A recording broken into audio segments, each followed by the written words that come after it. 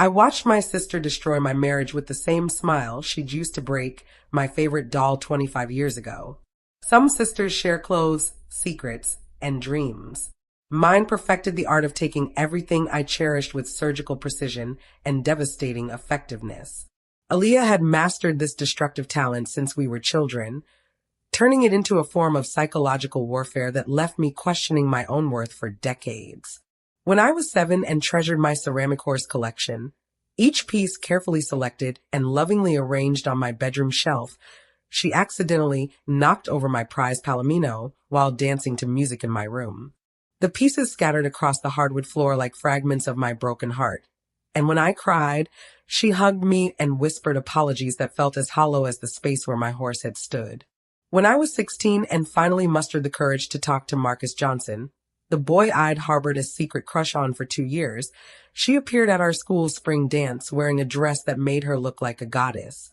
She flirted with him throughout the evening, laughing at his jokes, touching his arm, giving him the kind of attention that made me invisible by comparison. By the end of the night, he was asking for her number, and I was learning my first lesson in how easily someone could make you disappear from your own story. Our parents always dismissed these incidents as normal sibling rivalry, the natural competitive dynamic between sisters close in age. But I knew better.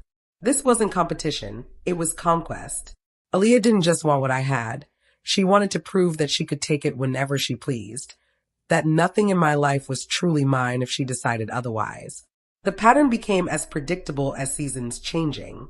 Aaliyah would watch me invest my heart in something, a friendship, an accomplishment, a moment of genuine happiness, then find the exact pressure point that would allow her to claim it for herself. She was strategic about it, patient, waiting for the perfect moment when her theft would cause maximum damage and leave me with no recourse. She had our parents' unconditional adoration from the moment she drew her first breath.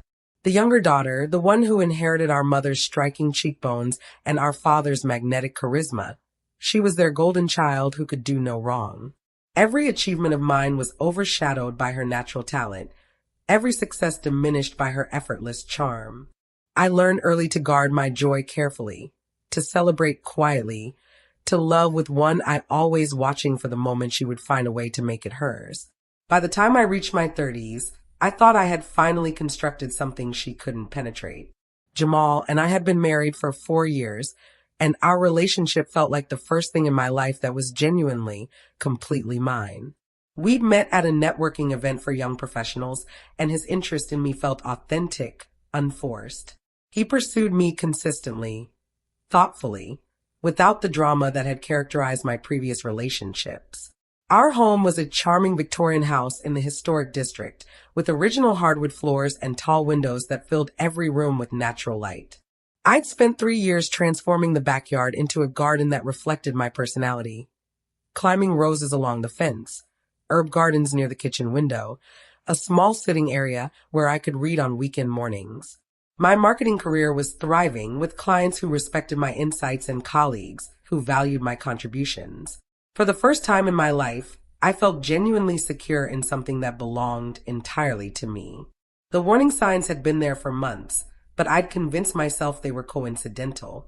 Aaliyah's increased interest in my life, her questions about Jamal's work schedule, her sudden appearances at places where she might accidentally encounter him. She'd started working out more frequently, updating her wardrobe, posting carefully curated photos on social media that showcased her in increasingly flattering light. There was an energy about her that I'd seen before, the focused intensity she developed when she was planning something. My 32nd birthday dinner was meant to be an intimate celebration. Just family at Mama Rosa's, the Italian restaurant where Jamal and I had shared our first official date 4 years earlier. The owner, Giuseppe, still remembered us and always made sure we got the corner table with the best view of the courtyard. I'd specifically requested a small gathering, just my parents, Jamal, and reluctantly, Aaliyah, whom my mother had insisted on inviting despite my preference for keeping the evening simple. It's family, Mom had said when I'd suggested maybe this year could be different. Aaliyah would be hurt if we didn't include her. I'd agree because fighting about it would have required more energy than I wanted to spend, and because I'd learned long ago that my parents' definition of family harmony usually meant accommodating whatever Aaliyah wanted. But as we sat around the table, sharing appetizers and catching up on recent events, I noticed she was different that evening. There was an undercurrent of excitement in her demeanor, a barely contained energy that made her seem like she was vibrating at a higher frequency than the rest of us. She'd been acting strange for weeks leading up to the dinner. Secretive phone calls that ended abruptly when I entered the room, canceled plans with vague explanations, and a glow that she'd attributed to a new skincare routine she'd discovered. Her designer clothes were more expensive than usual, her makeup more carefully applied, her hair styled with professional precision. Everything about her presentation suggested she was preparing for something significant. We were halfway through our appetizers, bruschetta, and antipasto that Giuseppe had prepared specially for the occasion, when Aaliyah set down her wine glass with deliberate ceremony. The gesture was theatrical, practiced, designed to capture everyone's attention. She'd always possessed an instinctive understanding of how to command a room, how to make herself the center of any gathering with nothing more than a strategic pause and the right facial expression. "I have some absolutely wonderful news to share with everyone," she announced, her voice carrying that familiar note of triumph that I'd heard countless times throughout our childhood. It was the same tone she'd used when she'd won the school poetry contest with a poem suspiciously similar to one I'd written months earlier. The same inflection that had accompanied her announcement that she'd been accepted to the same college I'd been planning to attend. I felt Jamal's entire body tense beside me. His hand, which had been resting comfortably on my knee throughout dinner, went completely still. His breathing changed, becoming shallow and controlled, and when I glanced at him, I saw that all the color had drained from his face. Something cold and sharp twisted in my stomach as I realized that whatever Aaliyah was about to announce, Jamal already knew what it was. "I'm pregnant," she continued, her smile radiant and triumphant. "And the father is someone very special to all of us." The words seemed to hang in the air like smoke, visible and toxic. I watched my parents' faces transform from curiosity to delight, saw my mother's eyes fill with tears of joy as she reached across the table to squeeze Aaliyah's hand. My father's face broke into a grin that made him look 20 years younger. But I was focused on the way Aaliyah's eyes locked onto mine with laser precision, the way her smile sharpened at the edges with barely concealed satisfaction. "Jamal and I have been seeing each other for 8 months, she said, her voice soft but carrying clearly across the table. "We tried to fight it, we really did. But love always finds a way, doesn't it?" The restaurant didn't stop moving around us. Waiters continued serving other tables. Couples at nearby tables kept laughing at their conversations. The world continued spinning on its axis. But at our table, in the space between Aaliyah's words and my parents' shocked gasps, everything came to a complete and devastating halt. My mother's gasp was audible, a sharp intake of breath that seemed to echo in the sudden silence. My father's face went from joy to confusion to horror in the space of 3 seconds. Jamal's breathing had become so shallow I wondered if he might actually pass out.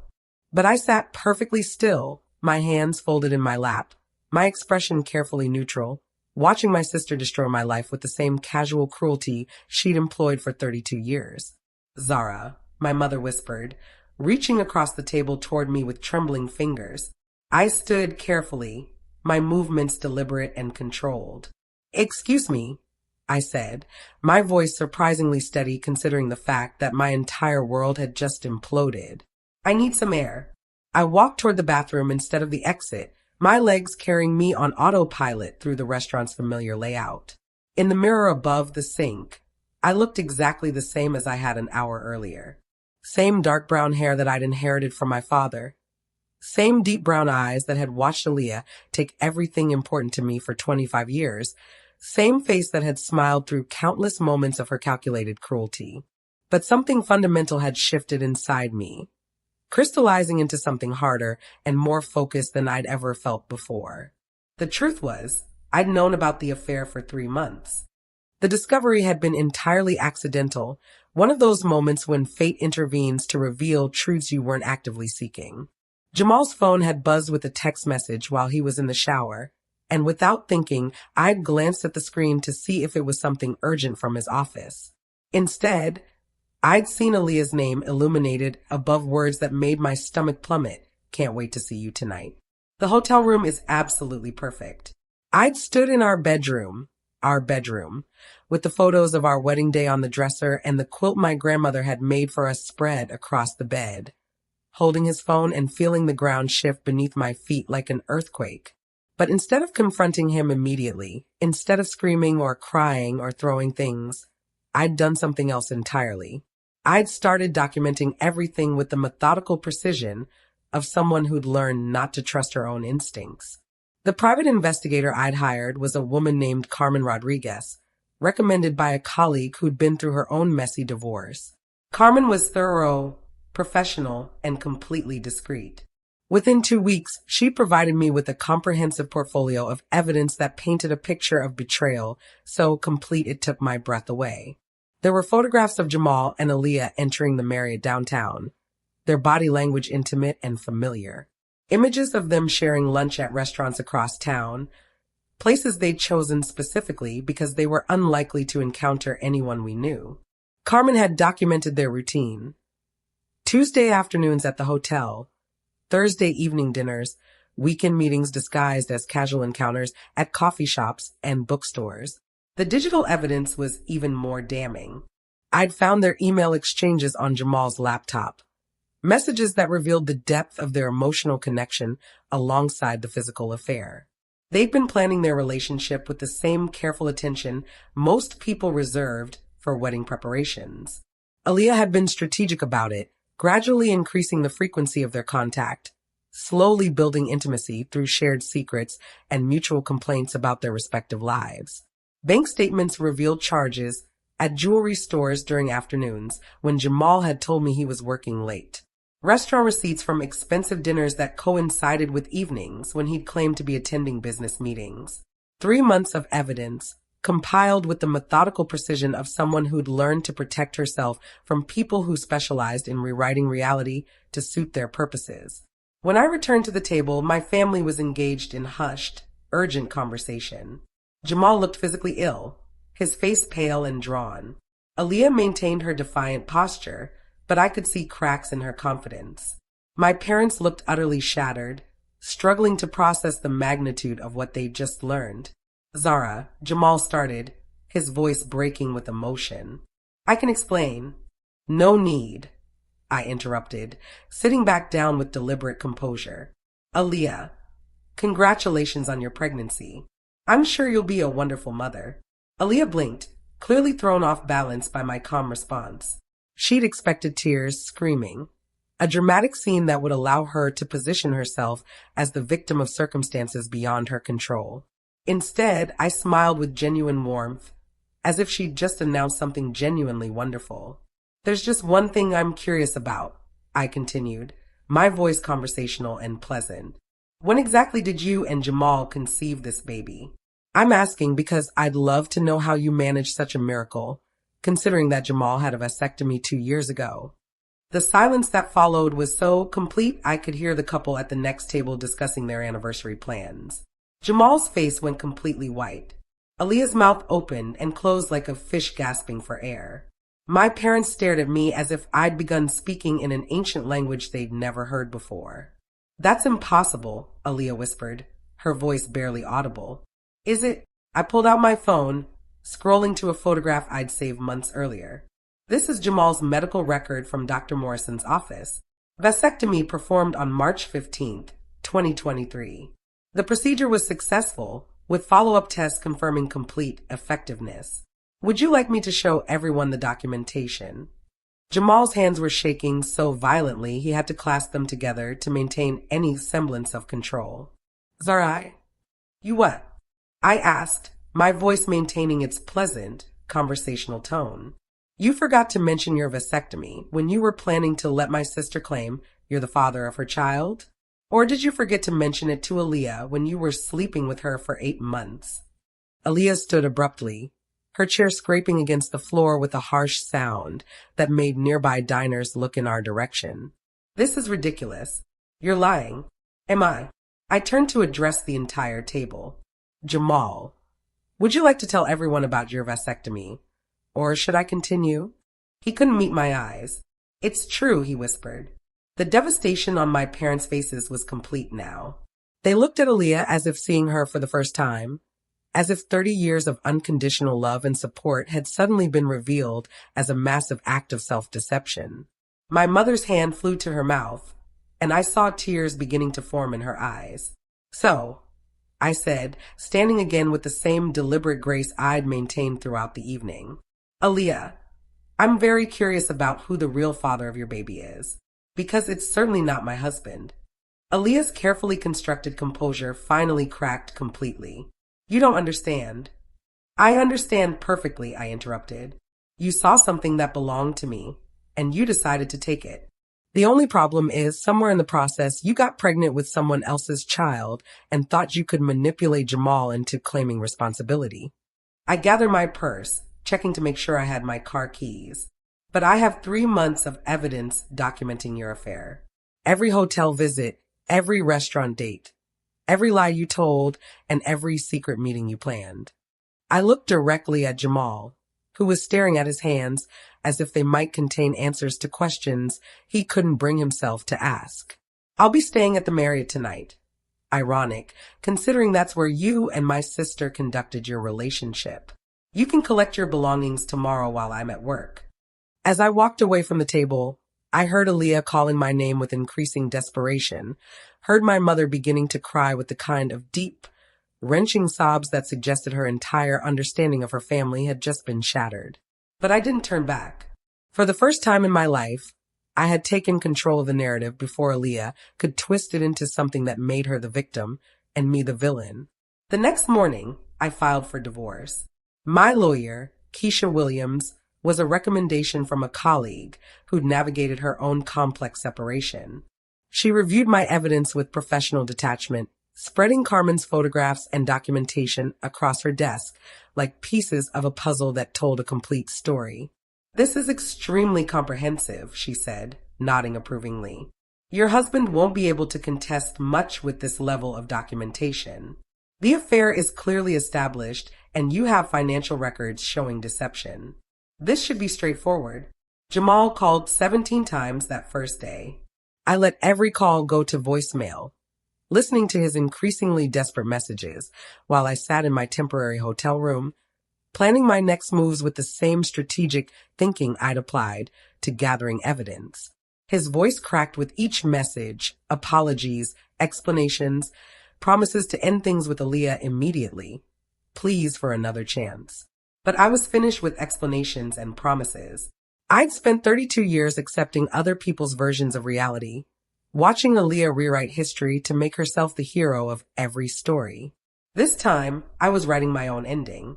Within a week, I learned the truth about Aaliyah's pregnancy. The real father was Omar Hassan, a pharmaceutical executive she'd met at a medical conference in Chicago. He was married with 2 teenage daughters, and their affair had been ongoing for nearly a year, long before Jamal had entered the picture. The timeline made perfect sense now. Her mysterious absences, her sudden financial improvements, her increasingly elaborate lies about work commitments that required travel. Jamal had been her backup plan, her attempt to legitimize a pregnancy that would have otherwise exposed her affair with a married man and destroyed her carefully constructed reputation.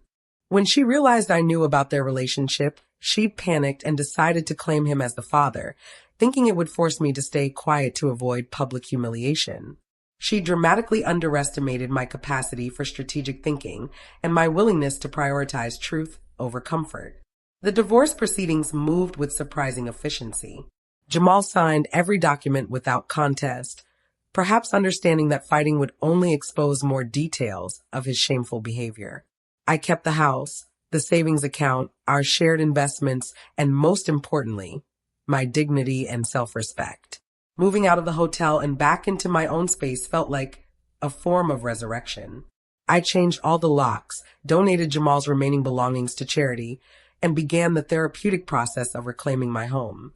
The garden became my primary focus. I spent entire weekends replanting, redesigning, creating something that reflected only my tastes and preferences. Work became my sanctuary. I approached campaigns with renewed energy and creative focus, my colleagues commenting on my sharp insights and innovative solutions. It was during this period of professional renewal that I met Marcus Thompson, a talented graphic designer who'd been hired for one of my major projects. He was kind, genuinely funny, and refreshingly straightforward. When he asked me to dinner, I accepted. I should probably mention, I told him over wine at a quiet bistro, that I'm recently divorced. The situation was complicated. Marcus smiled. Complicated how? Did you discover he was leading a double life as an international spy? Close. I discovered he was having an affair with my sister. His expression shifted from amusement to genuine concern. That's brutal. I'm sorry you went through that. Don't be. I'm genuinely better off without both of them in my life. 6 months after the birthday dinner, Aaliyah finally attempted to contact me. She appeared in my office looking exhausted and desperate, her pregnancy clearly visible now, her designer clothes replaced with less expensive alternatives that suggested significant financial strain. I need to talk to you, she said when I emerged from a client meeting. No, I replied, walking past her toward the elevator. We have absolutely nothing to discuss. She followed me, her voice rising with desperation. Zara, please. I made a terrible mistake. You made a choice, I corrected, pressing the elevator button. Multiple deliberate choices, actually. All of them specifically designed to cause me maximum pain. That's not true. I never meant for things to happen this way. Aaliyah, I turned to face her directly. You announced your pregnancy at my birthday dinner. You claimed my husband as the father. You destroyed my marriage in the most public, humiliating way you could devise. If that wasn't intended to hurt me, what exactly was it supposed to accomplish? She was crying now, employing the tears that had gotten her out of trouble for 30 years. I was scared. The real father, Omar, he won't leave his wife. I panicked and made stupid decisions. So you decided to destroy my life instead of dealing with the consequences of your own choices. The elevator arrived. I stepped inside, pressing the button for the parking garage. The fact that you're surprised I protected myself tells me everything I need to know about how little you've ever respected me as a person capable of standing up for herself. As the doors closed, I saw her face crumble completely. But I felt nothing. No satisfaction, no pity, no residual anger. Just the quiet peace of someone who'd finally learned to value herself appropriately. 1 year later, I'm sitting in my garden, watching the roses I planted bloom in brilliant clusters of red and pink. Marcus is beside me, reading a book while I work on my laptop, developing marketing strategies for my growing consulting business. We've been together for 8 months now, and he's never once made me feel like I need to guard my happiness or protect my heart from someone who might take it away. The house is completely mine now, decorated with art that speaks to my soul, furnished with pieces I chose because they bring me joy, organized exactly according to my preferences. I've learned to cook properly, taken up photography as a serious hobby, and started a small consulting business that allows me to work with clients who genuinely value my expertise. Aaliyah had her baby 3 months ago. Through mutual acquaintances, I learned that Omar never left his wife, that she's now a single mother working 2 jobs to support herself and her child. Part of me occasionally wonders if I should feel sorry for her, but I don't. She made her choices with the same calculated precision she'd always used to take what she wanted from my life. You know what I finally realized? I tell Marcus as he looks up from his book. Family isn't just about sharing blood. It's about people who see you completely, respect you genuinely, and choose to love you consistently. He smiles, reaching over to squeeze my hand. Took you long enough to figure that out. I laugh, feeling the afternoon sun warm on my face. Better late than never. For 32 years, I lived in Aaliyah's shadow, believing that my worth was somehow determined by her approval and my parents' attention. The night she tried to destroy my marriage, she accidentally gave me the most valuable gift of my life, the realization that I didn't need any of them to be complete. Now, surrounded by people who choose to be in my life rather than people who simply share my genetic material, I understand what genuine happiness actually feels like. It's not the frantic, guarded joy I used to experience, always watching for the moment someone would find a way to take it away. It's something deeper and more sustainable. The quiet confidence of someone who knows her own worth and refuses to accept anything less than she deserves. Aaliyah can't take this from me because I'm not the same person she spent 32 years systematically diminishing. I'm someone who fights for herself, who documents the truth, who walks away when staying would mean accepting less than she deserves. And that person, I've discovered, is absolutely unstoppable. If this story shook you, there's more where that came from. For unforgettable drama, betrayal, and real-life twists, don't forget to like, share, and subscribe.